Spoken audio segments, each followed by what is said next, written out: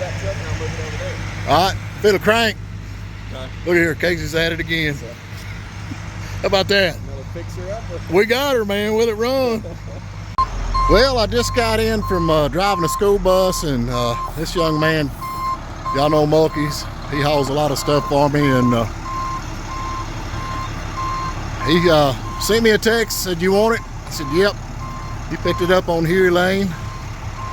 So here's another project that we're gonna see if it'll run. If you ever need any cars hauled, don't forget Mulkey's. He's a good boy. I can smell the dead gas. You smell the dead gas? Yeah.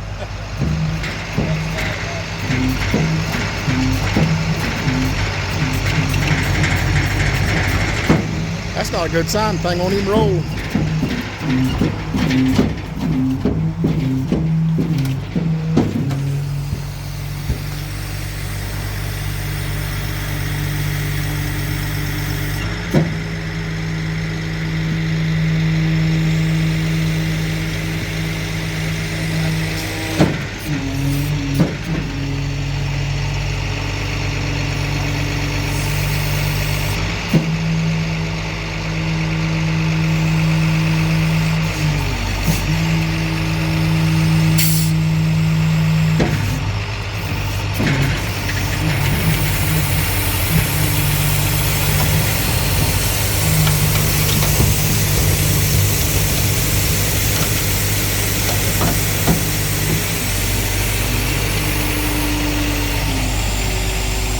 All right, as y'all can see, we just had a Granada delivered.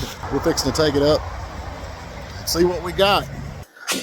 We got the 75 Ford Granada in the shop, fixing to find out what we got. They brought it to me the other day, Mulkey's Wrecker Service. And for all you guys and girls out there that fool around with old cars, if you go to your wrecker service and tell them that you're interested in the older cars, a lot of times people call them just to come get them, and that's what happened to this one. And this is kind of interesting. I remember the lady that bought this car brand new. My mother was a beautician. She would come down and get her hair cut, and I was probably 7, 8, maybe 9 years old, and I remember her driving this car to my mother's beauty shop, which is kind of neat because I know the car from back when it was first purchased. It's not a barn find, but they did have it covered up with a tarp for years and years and years. And if you can see the clear coat base coats coming off of it, which makes me believe this car has been painted before, because I don't think in 1975 they actually painted with clear coat base coat. I think they just did single stage. I think it was late 70s, early 80s before they actually started the clear coat. Hey, let's take a walk around and see what kind of piece of junk we really got. As you can see, time has not been very good to her, even though she sat underneath a tarp. But it is an AC car, which is good, but that's about it. Roll up windows. Headliner is hanging. Back seat looks like it's in pretty good shape.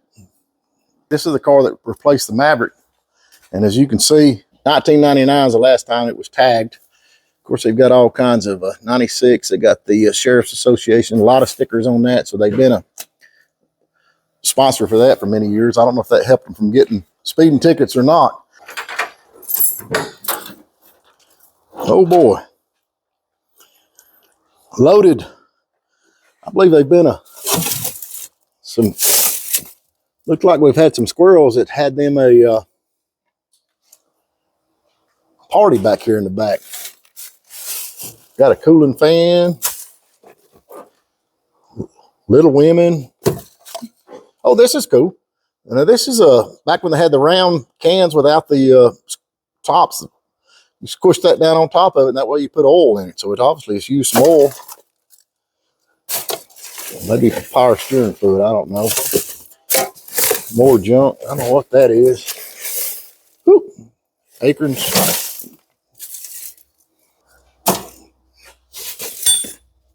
No idea. Oh, here's an alternator. I don't think that's any good.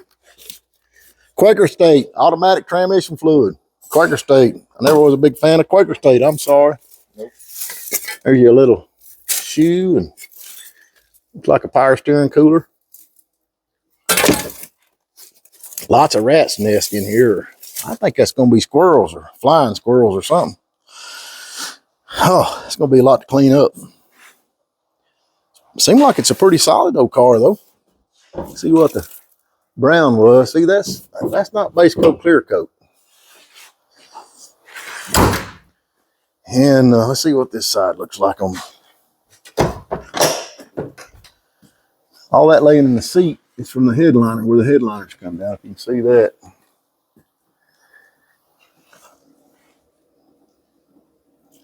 She obviously worked in the sewing factory, because all that's the thing that the thread was on, and this thing's covered up with them.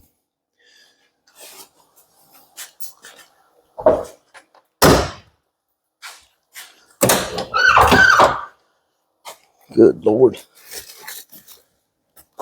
More of the stuff, so. Yeah, it's not in the best of shape as far as that goes, but it's actually the whole body. Body's pretty good shape. Let's crack open the hood and see what kind of motor we got. Is this a 6-cylinder? Is this a 302?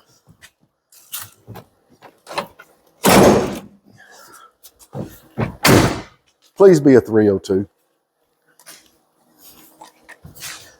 Oh, 302.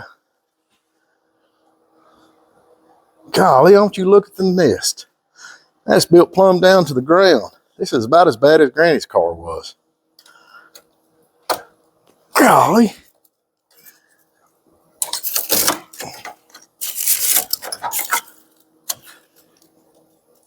Well, I can see fluid down there, but I don't know if it's antifreeze. Let's just hope it is. That's going to be a lot of fun to clean out. Like I said, this thing's been sitting under a tarp. Hold it. Let's put this over and let's see if this motor's going to turn it on. Can you get right here?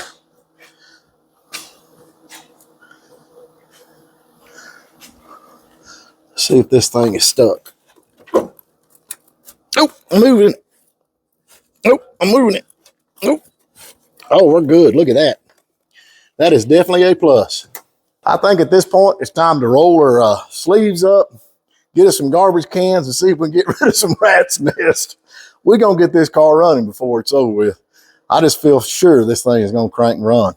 But we got a lot of rat's nest to get rid of it. And you can see where it was under tarp. Here's some of the tarp left over where it was under tarp. I've got all the tarps laying back here in the back. Here's all the tarps that they had it covered up with. So they were trying to preserve it, but it's just hard to preserve a car outside. Ford Granada. Will it run?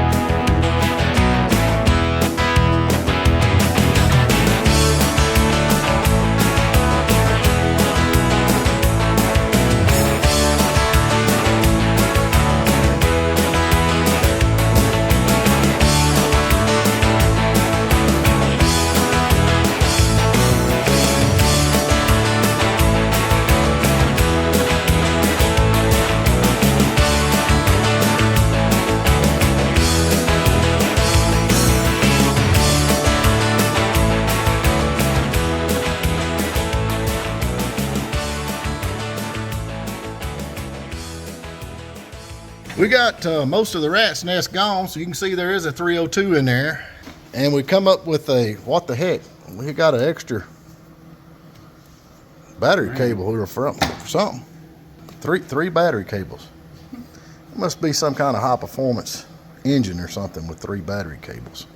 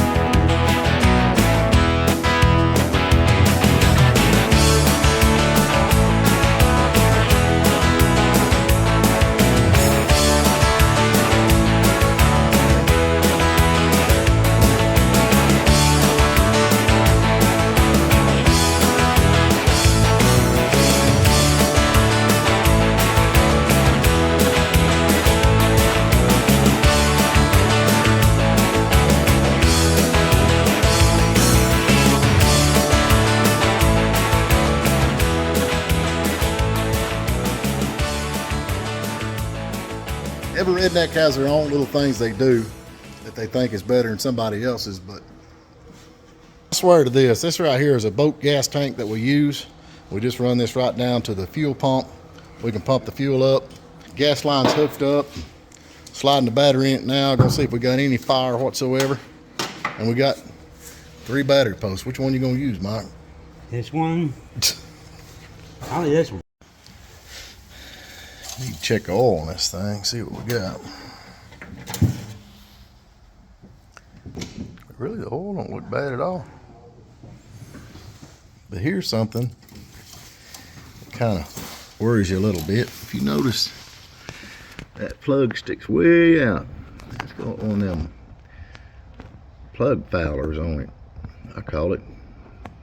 All right, we're gonna try this thing before we even see if it's got fire or anything. We've done nothing but vacuum the motor off, hook a fuel line up, put a hot battery in it. Put a little bit of go juice and watch it explode. Turn your wipers off. Yep. So far, not so good. All right. No. How about now?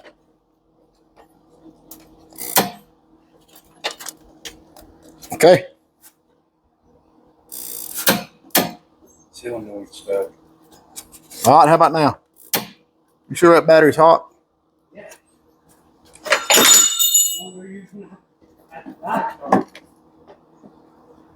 All right, try it. Anything? Now try it. Now try it. Hold on a minute.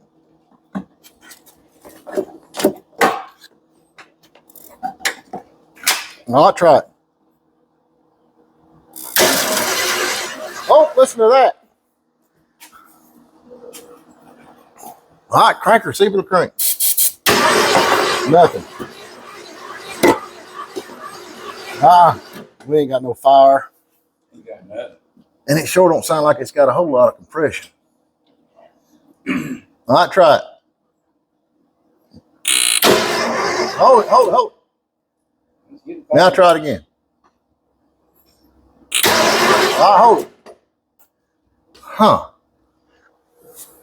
That's weird. So we got fire when you turn the switch. Just leave the switch on. Let's see if we can crank it over here.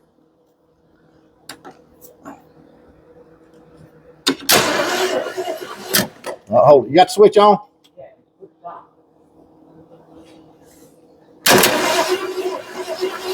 All right, hold it. Now turn the switch on and off. Turn it back off. Turn it back on. Now try it. Check this out. Okay, explain that to me. All right, turn the switch on. Got it? Now try it. Y'all see that? Now try it. Got it? Turn it off. So we got fire. We got a lot of fire. But when we don't need it, we got plenty of fire. When we need it, we ain't got none. You ain't getting no gas. Got nothing to do with fire. I know that. It's got something to do with it. All right, let's scrape your head here a minute. All right, so we turn the switch on. We got all kinds of fire. But then when you go in the on position, like the switch is messed up or something, and it quits. No power whatsoever. Which tells me the switch, but I don't understand why we have so much fire. I mean, we got this gobs of fire till you try to crank it. So we're going to run a hot wire to this thing and see if that makes any difference. All right, we got that wired in there. All right, give her a whirl there, John. See what we got. You got that hooked up there?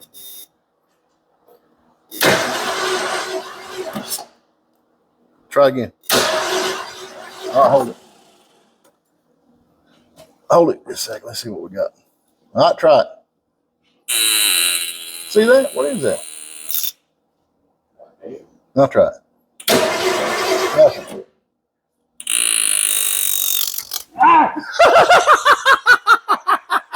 That got me too, baby. We got some serious power there, baby. That's hot all the time. That's why. All right, I'll try something else, Mike. Can you get in the front here? Let me get over there. We got the switch off. I'm going to try a hot wire with the switch off, see if that switch is killing it. Okay. You ready? Yep.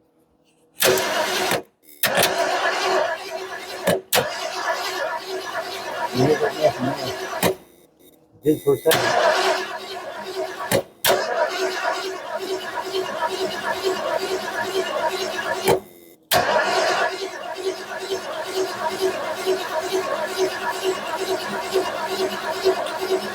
Just for a second. One shot. That's all we got.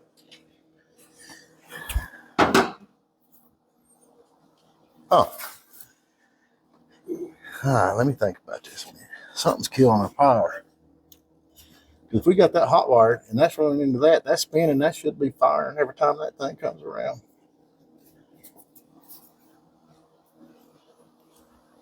All right, let me smoke it over. Like I said, when you put this in, when you put this on there, you can hear it click. Yeah, I know it. Hear it? Yeah.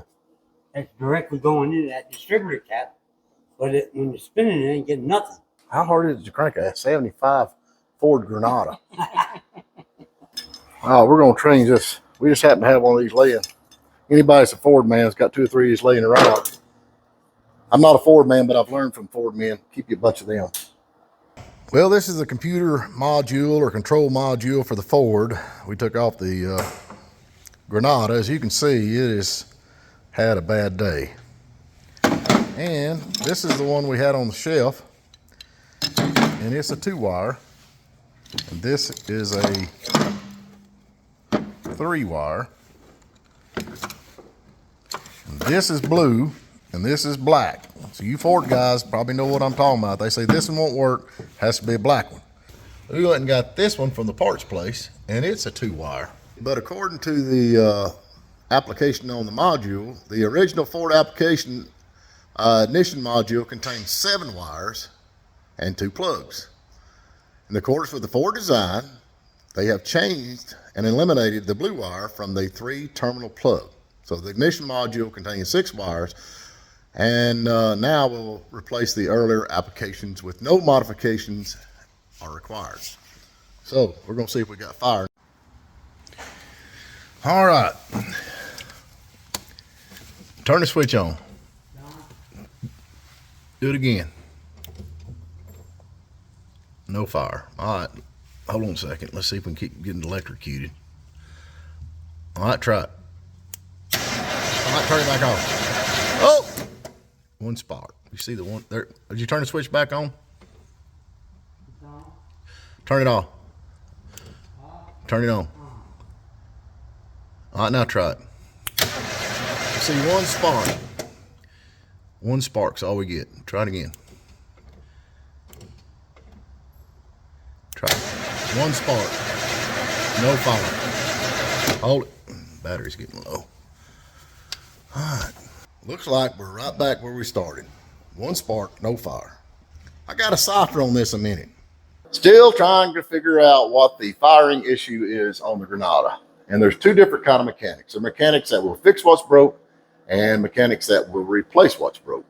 So I have become the mechanic that is trying to replace what's broke because I don't know what's broke.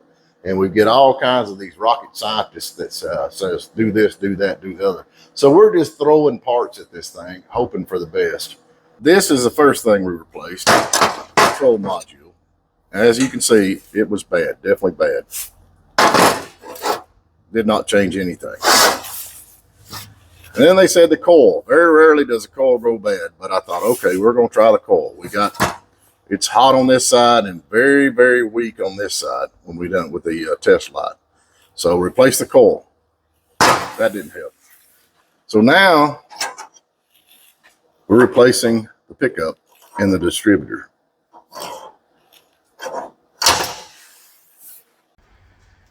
Okay, next attempt on cranking the Granada. We got the distributor parts and all that replaced, so that's the only thing left that could cause us any problems with the fire. We've replaced everything under the hood but the motor. So here we go.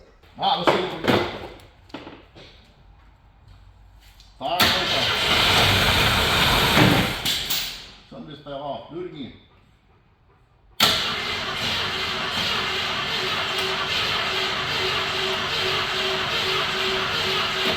Hold on a minute. We got fire while I heard it crank. All right, go. Hold on a minute. We got fire. Go. Woo, look at that. We got fire. See?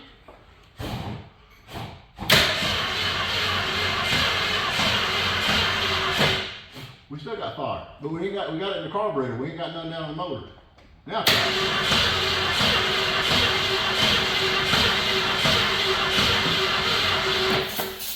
If you put the spark plug wire back on, let me put it in place. Yeah, go for it.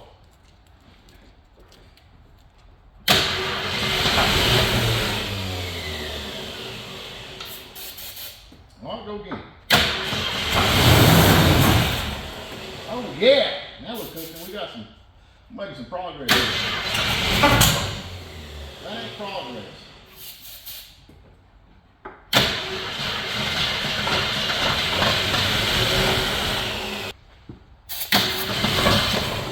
Go.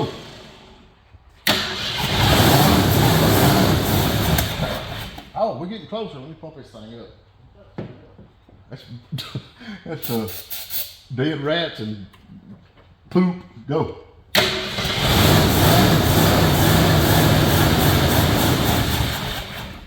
Oh man, it runs good, don't it?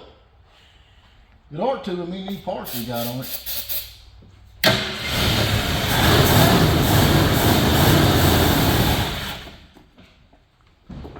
We got gas.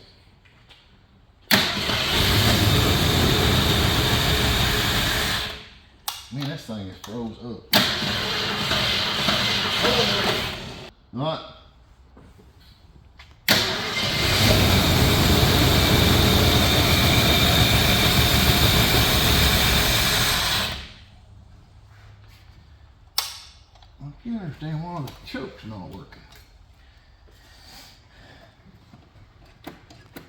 All right, go again.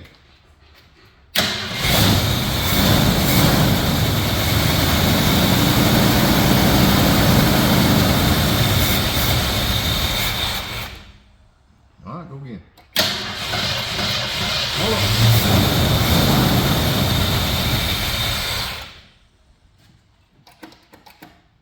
Go.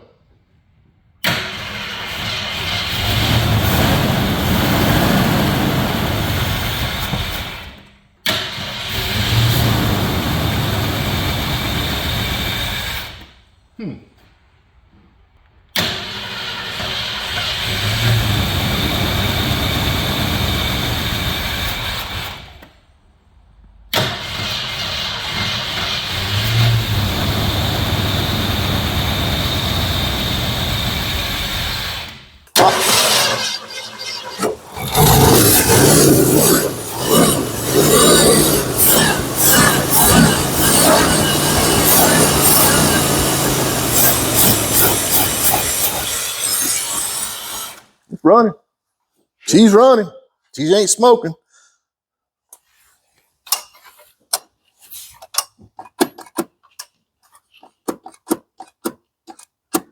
All right, try it again.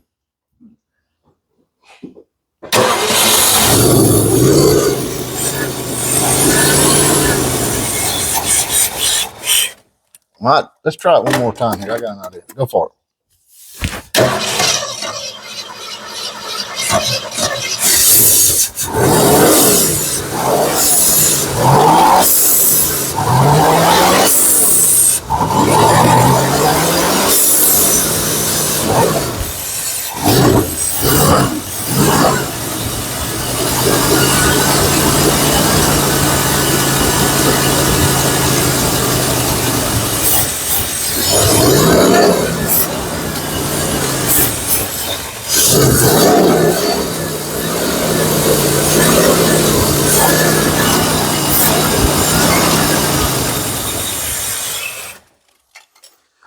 Well, I would say that would be success.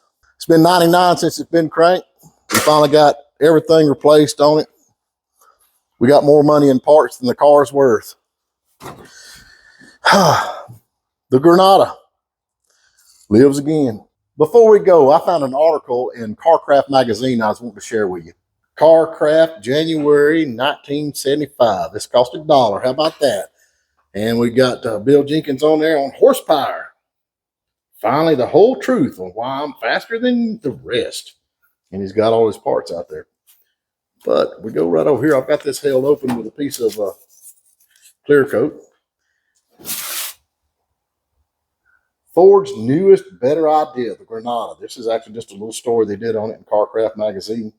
The Ford's all-new Granada is well-balanced family car, which just might be your ticket to everyday driving, grocery getting, and the like. How about that? I thought this was pretty interesting. The suspension for the Granada and the Mercury Monarch is all new. It's brand new, using a specially designed nylon ball joint.